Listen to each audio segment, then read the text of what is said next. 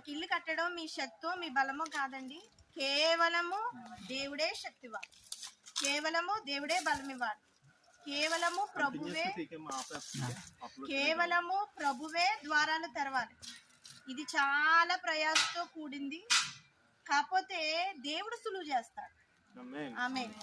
ప్రయాసే. ఇప్పుడు చూడండి, మూలరా వేయాలన్నా అందరూ చేరుకోవాలి, చెయ్యాలి, అన్ని ప్రయాసే. ప్రయాసను దేవుడు సులువుతరం చేస్తాడండి. మీరు అనుకోని విధంగా దేవుడు ద్వారాలు తెరుస్తాడు. జెరుబ్బబెలుతో ప్రభు చెప్తున్న మాట ఏంటంటే, జెరుబ్బబెలు శక్తి చేత కాదు, బలము చేత కాదు, దేవుని ఆత్మచే జరుగుతుందని. ఎక్కడైతే ప్రార్థన ఉందో దేవుని ఆత్మ పనిచేస్తుంది. ఎవరి మీద పనిచేస్తుంది? కట్టించే వాళ్ళ మీద పనిచేస్తుంది, కట్టేవారి మీద కూడా పనిచేస్తుంది. మీకు అందరూ సహకరించాలి. ఇప్పుడు ఒక మనిషి ద్వారా ఇల్లు కట్టేయలేం కాబట్టి అందరూ సహకరించాలి. ఈ మూలరాయి ప్రభు చేతులతో వేయాలి. హల్లెలూయా.